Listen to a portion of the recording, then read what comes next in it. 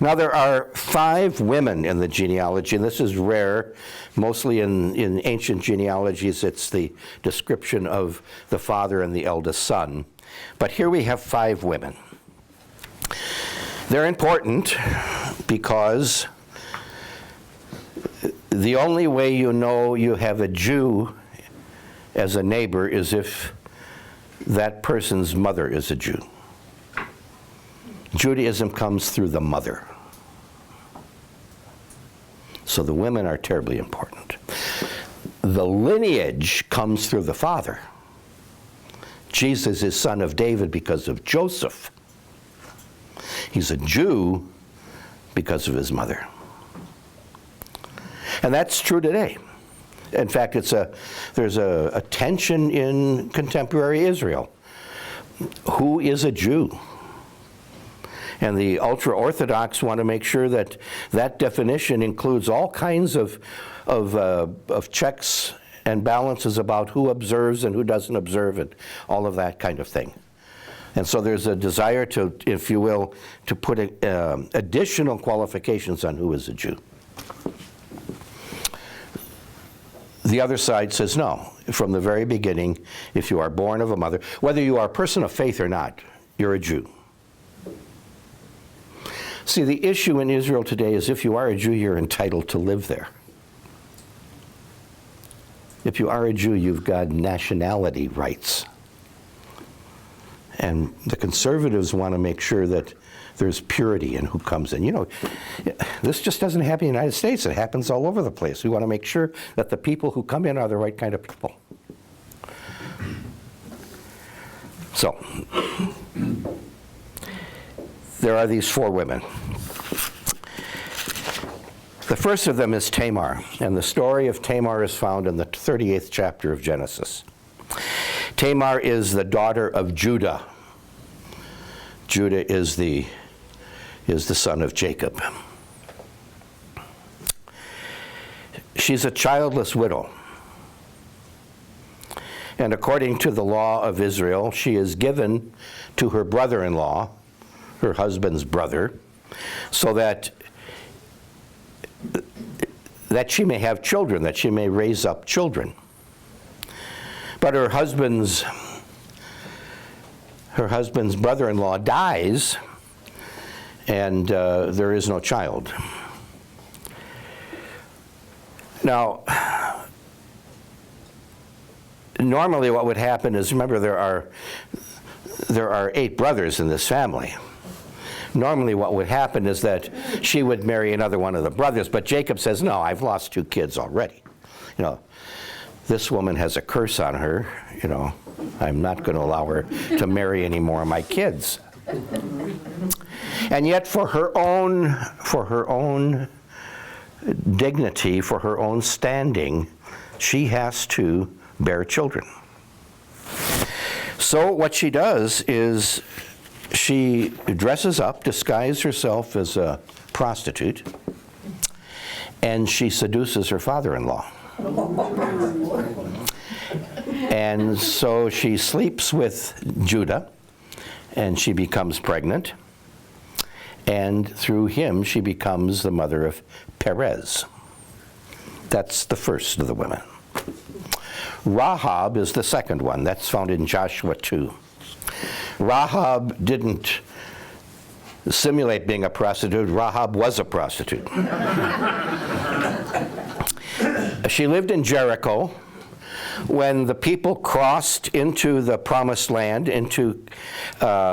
before they crossed into the promised land, Joshua wanted to make sure that they knew what they were getting into, and so he sent a party of spies into the land of Canaan, to report, to discover what is there. What is there from a point of view of resources, who are living there. They wanted to be forewarned before they go in. Well, the spies get found out. But it is this prostitute, Rahab, who hides them. She hides them from her own people. And so because of this act of generosity on her part, she becomes, later, the wife of Solomon, the mother of Boaz. Remember, out of Boaz emerges David, ultimately. Without Rahab, there is no land. Rahab's faith is commended in the letter to the Hebrews. She made it possible for this party to return with the information they needed in order to conquer the land. So Rahab becomes the second of the women mentioned. Ruth is the third. Ruth is a foreigner from the land of Moab. She is the widow of a Jew.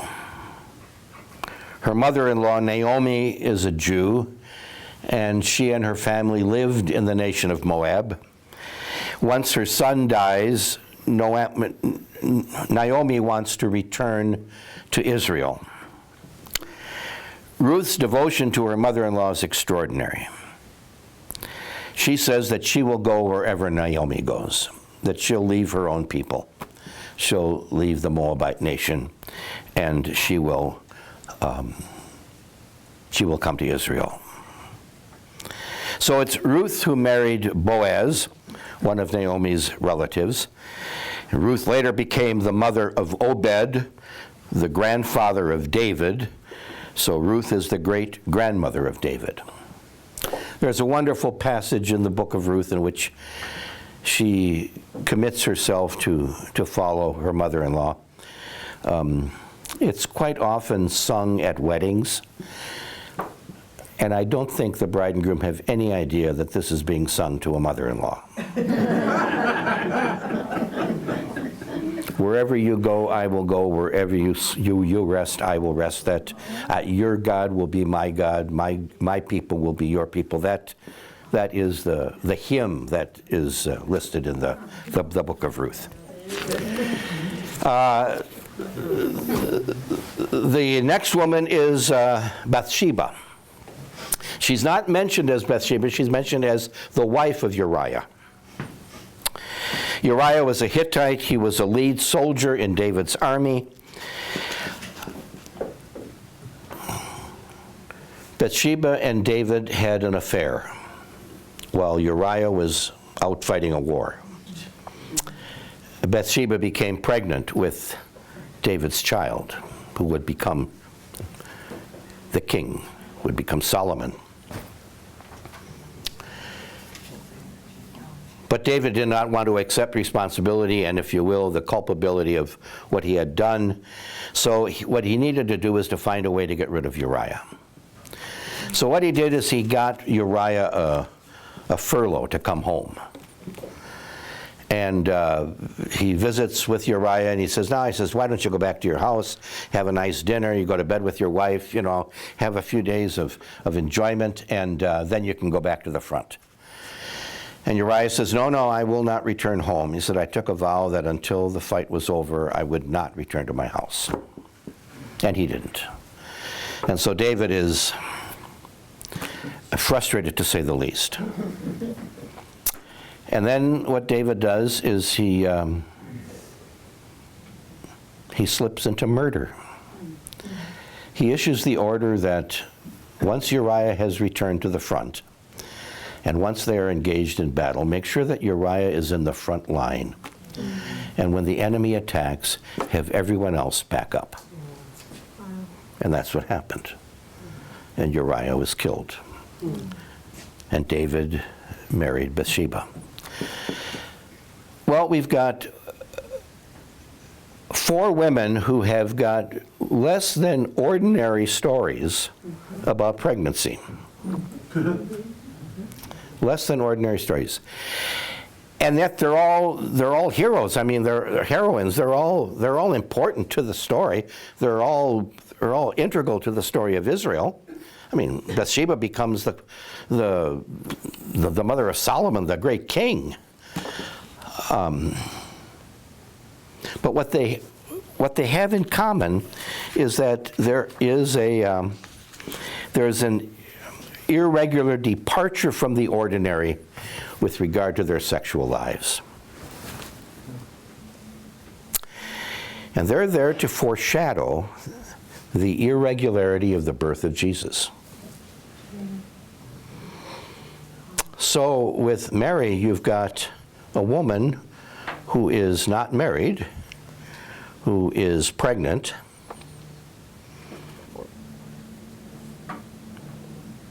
her husband doesn't know what to do with her, and her family doesn't know what to do with her. Reminiscent of the story of the other 4 women in the genealogy.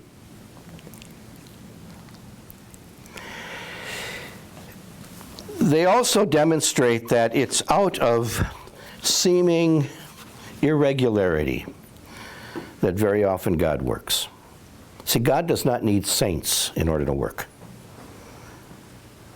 God can work with sinners. God can work with the dregs of the earth. In fact, very often he does. Because God works through you does not make you a saint.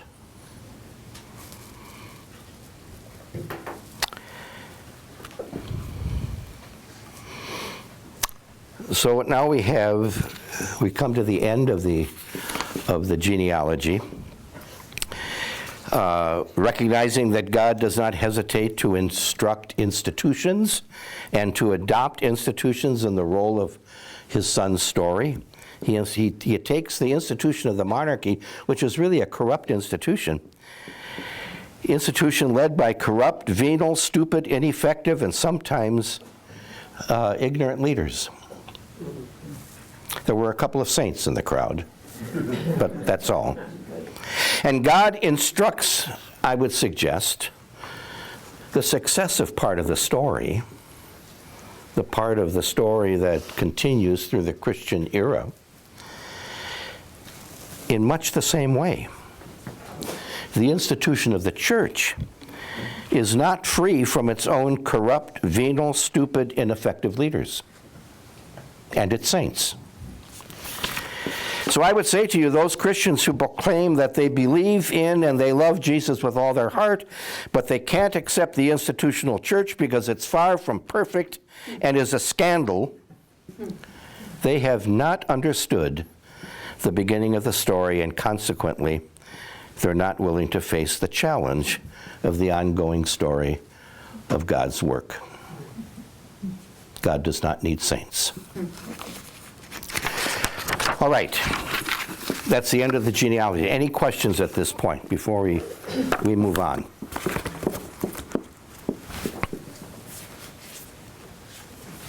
Anything? All right.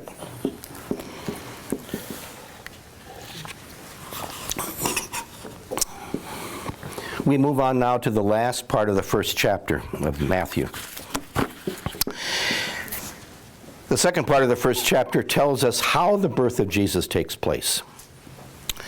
It is the story of Joseph. As I mentioned, Luke tells the story of Mary. Now the birth of, by the way, this genealogy only appears in the liturgy 3 times in the year. It appears on the Christmas Eve Mass, which is almost never celebrated in the United States. It appears on the 8th of September, which is the feast of the birth of the Virgin Mary, for some reason. And it appears on the 17th day of December, the beginning of the last half of the Advent season. It appears those 3 times. Never appears on Sunday. All right, mark this down. If I were in charge, I would insist that there be one Sunday every year during Advent when that is read and preached on. These are the ancestors of Jesus. They deserve to have their names shouted through the church at least once a year. I mean, they are the foundation stones upon which this is built. It's normally skipped over. It's normally, pushed to the side. And yet there was a reason they put it up front. There was a reason they wanted it there. Okay. Here we're told, Now, the birth of Jesus the Messiah took place this way. When his mother Mary had been engaged to Joseph, but before they lived together, she was found to be with child from the Holy Spirit. All right. Engaged does not mean engaged as we understand engagement. Engaged means a permanent commitment made between two people. I mean, they are married. The engagement solidifies them as a couple. Now, in the 2nd century, we find that the 2nd century AD, we find that the minimum age for the boy was 13 and the minimum age for the girl was 12. So we're talking about young people. They are engaged. They are pledged for marriage to each other. Dowry has been exchanged. It's all handled. They don't live together. The girl lives with her mother and father, and the boy lives with his mother and father. And they only come together when the boy has sufficient resources to establish, if you will, his own household, and that he can welcome his wife into his household. And that welcoming in is the completion of the marriage. And so there is to be no sexual activity until that welcome into the household takes place. I've only done this once, but that's not an uncommon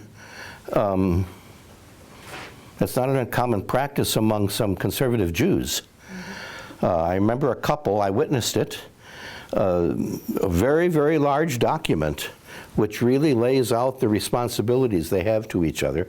It's called the ketubah, and it needs to be signed by both sets of parents, be signed by the young people, and be signed by the rabbi. So it becomes a legal document. Very often in Orthodox homes, this document is framed and hangs on the wall in the living room or dining room. It is, if you will, the marriage certificate. So that's what would have happened at the engagement. So, and that's the condition they're in. When his mother Mary had been engaged to Joseph, but before they lived together, she was found to be with child from the Holy Spirit. Every time the Holy Spirit is mentioned, it's meant to click that we're talking about a moment of creation.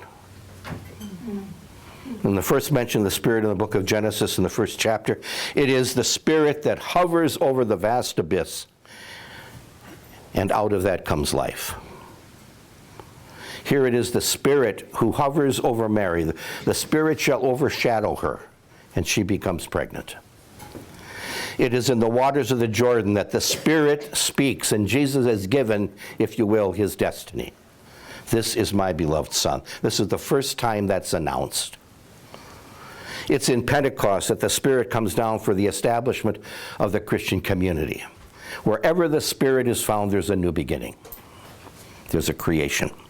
So, says her husband Joseph, being a righteous man and unwilling to expose her to public disgrace, planned to dismiss her quietly. If an unmarried woman is pregnant, the assumption is it happened in one of two ways. Either there was an act of consensual sex, or there was a sexual assault. If it was an act of consensual sex, the husband need not honor the engagement. If it was the result of an attack, then she's not seen as guilty, and the marriage relationship is not seen as violated. So there is wiggle room in this, huh?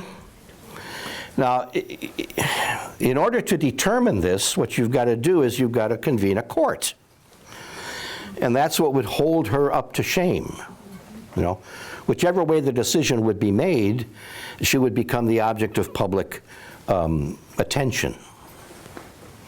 So what Joseph seeks to do is to go outside the law and to give her a writ of divorce, but to do it quietly, to do it without a public trial. Now, divorce was rampant in the time of Jesus. I mean, divorce is nothing in American life compared to what it was there. Only a man could divorce his wife. The wife could not divorce the husband. But he could divorce her for any reason whatsoever. All he had to do is give her a paper. We're done. And it was effective. Among conservative Jews, that still operates, in the sense that it is only the husband who has the right to divorce the wife. The wife cannot divorce. So what do you have? You've got a very abusive husband, a husband who threatens the very life of this woman, a husband who ought not to be allowed near her, and he refuses to divorce her. She wants a divorce. So among Orthodox, or very serious Orthodox, what do? You go to the rabbi. She goes to the rabbi and she said, this is the story. I can't stay there. I need to get out. I also need to not step beyond my faith. I want to be able to marry again. I need a divorce. The rabbi says, give me some time. He calls the husband in. He says, okay, she laid this out. You're this kind of a guy. This is what you're doing to her. I'm telling you, give her the divorce. He said, I won't. You give her the divorce. I will not do it. Okay. I will ruin you. I will destroy you. I will make sure that every person who has any connection with you knows the kind of dirt you are. Well, I think I can give her a divorce.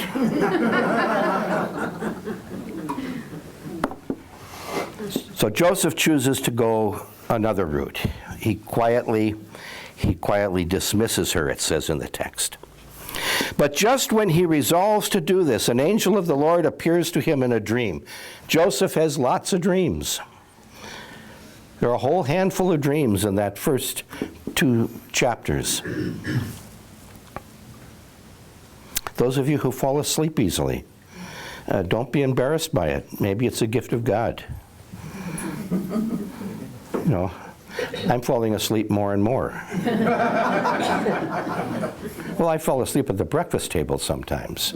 All of a sudden, I just drop off. And I used to be embarrassed by it. But I remember from my college education, my literature courses, there was a poem by Samuel Taylor Coleridge called The Rime of the Ancient Mariner. It's a story about a guy on a ship who's having a lot of trouble. Anyway, there's a point there where he's beginning to fall into a sleep. And he says, sleep, it is a gentle thing, beloved from pole to pole. To Mary Queen the praise be given, who sent the gentle sleep from heaven that slid into my soul. It's a good thing to remember when you fall asleep while somebody's talking to you. All right.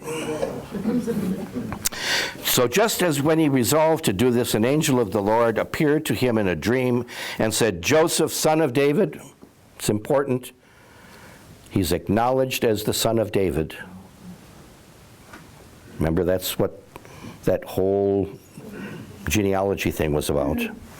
Joseph, son of David, do not be afraid to take Mary as your wife, for the child conceived in her from the Holy Spirit. She will bear a son, and you are to name him Jesus. We'll stop right there. How do you know who the father of a child is? You know who the mother is. She gave birth to the child. But how do you know who the father is? You can't take the mother's word for it because maybe she is, just trying to protect herself. So in the law, it says that the father of the child is the person who steps forward and says, I will give the name to the child. And then you become the legal parent. Whether you are the biological parent or not, you become the legal parent of the child. The child is yours. Now, it was terribly important, remember for Matthew in setting this thing up, that Jesus be seen as the son of David. So he has to come through a Davidic line. Joseph is of the house and family of David. It's necessary that Joseph be the father. And the way he becomes the father is he names the child. The person who names the child is the father. Remember when John the Baptist, his father is struck deaf and mute, and it comes time to circumcise and name the child, and his mother Elizabeth says his name will be John, and they say, no, it can't be John. You haven't got any Johns in your family. You got to have somebody name him after his father. And so they turn to Zachary and they say, what should the child's name be? And Zachary says, give me he motions for a tablet and a writing instrument, and he writes, John is his name. And that was his name. There was no argument. The Father has called him. The Father has named him. All right, so Joseph is to do this. She will bear a son, and you are to name him Jesus. And now, for he will save his people from their sins. Here's the first move to identifying Jesus as divine.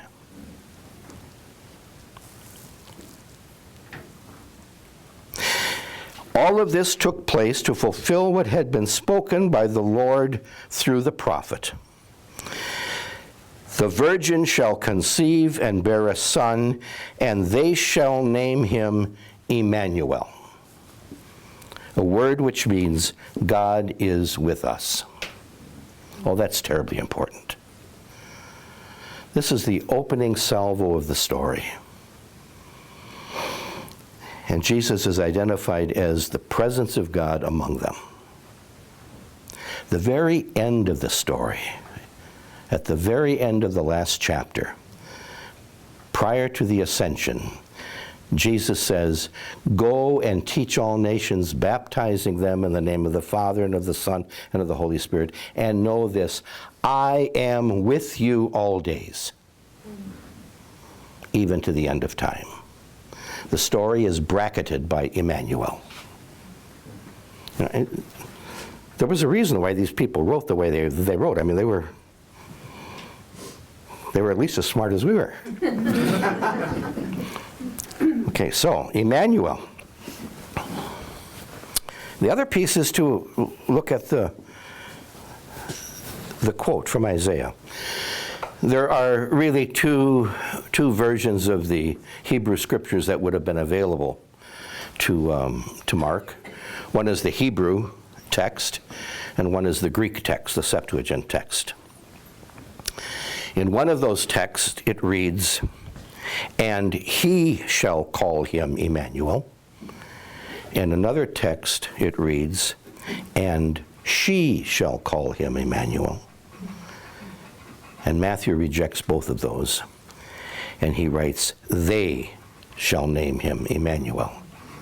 Again, a reference here, initial reference, to this child having to do with a people. That there are people involved in this. There's a community involved in this. When Joseph awoke from sleep, he did as the angel had commanded him. He took her as his wife. But he had no relations with her until after the child was born. Then he named the child Jesus. Okay, this is the end of chapter 1.